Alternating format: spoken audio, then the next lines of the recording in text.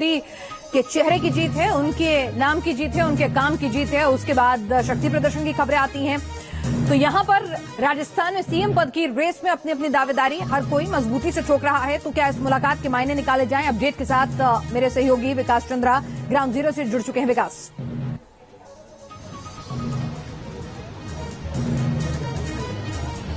जी, थोड़ी देर पहले ही वसुंधरा सिंधिया जेपी नड्डा के आवास पर पहुंची हैं और मैं जेपी नड्डा के आवास के बाहर ही मैं मौजूद हूं। और दोपहर से ही इंतजार था। कभी 3:30 बजे का टाइम बताया गया, उसके बाद 5 बजे का वक्त सामने आया, फिर 7 बजे हुआ कि वसुंधरा सिंधिया नड्डा से मिलने आएंगी, लेकिन फिर योगी आदित्यनाथ आ गया। अभी तुरंत वसुंधरा सिंधिया पहुंची है। कल रात में ही ये आ गई थी, तब से ही लेकर तमाम तरह की अटकलें लगाई जा रही हैं। हालांकि इस मुलाकात के कई मायने निकाले जा रहे हैं।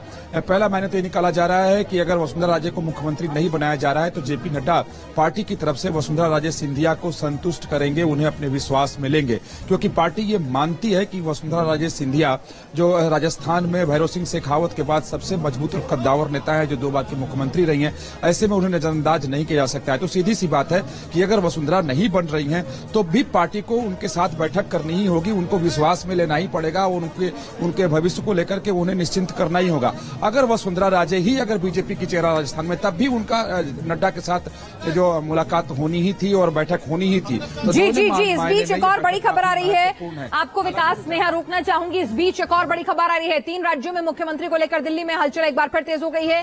पीएम मोदी और गृह मंत्री अमित शाह के बीच करीब 1.5 घंटे से बैठक चल रही है।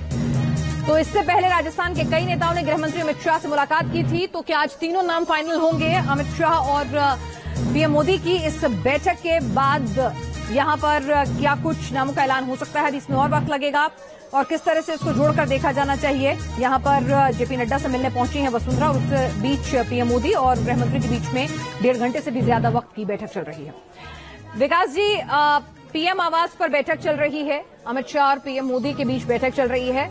सूत्र कह रहे हैं कि तीनों राज्यों के मुख्यमंत्रियों के नाम को लेकर अंतिम निर्णय जो है इसी बैठक से निकल कर आएगा। और इस बीच जेपी नड्डा से वसुंधरा की मुलाकात, क्या कुछ समझा जाए? आपके सूत्र ग्राउंड जीरो से क्या कह रहे हैं?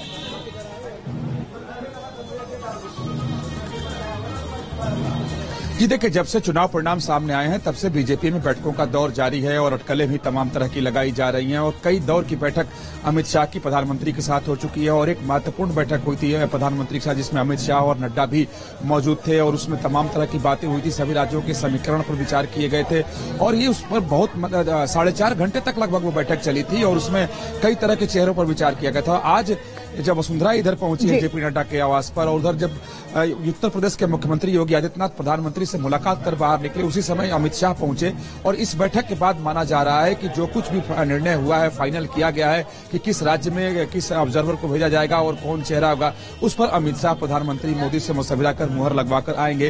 तो ये काफी महत्वपूर्ण ये बैठक है। और देखें, पिछले 3 दिनों से लगातार बीजेपी में बैठकों का दौर जारी है और मंथन हो रहा है ताकि 2024 की कसौटी पर खरा उतरने वाले व्यक्ति को ही मुख्यमंत्री बनाया जाए। बीजेपी में जितनी ये प्रक्रिया दिखाई दे रही है, ये सिर्फ इसलिए नहीं है कि किसी को मुख्यमंत्री बनाना है, बल्कि जो मैंडेट मिला है और जो 2019 के परिणाम थे, उस कसौटी पर 2024 में भी खरा उतर सका वो व्यक्ति, खरा उतर सके उस व्यक्ति को जिम्मेदारी दी जाए। इसलिए इस प्रोसेस में बहुत समय बीजेपी को लग रहा है, क्योंकि जातीय और क्षेत्रीय समीकरण भी बीजेपी बिल्कुल जातीय क्षेत्रीय समीकरण विकास जी बैठाने और बीजेपी इसी के लिए जानी भी जाती है कि जिस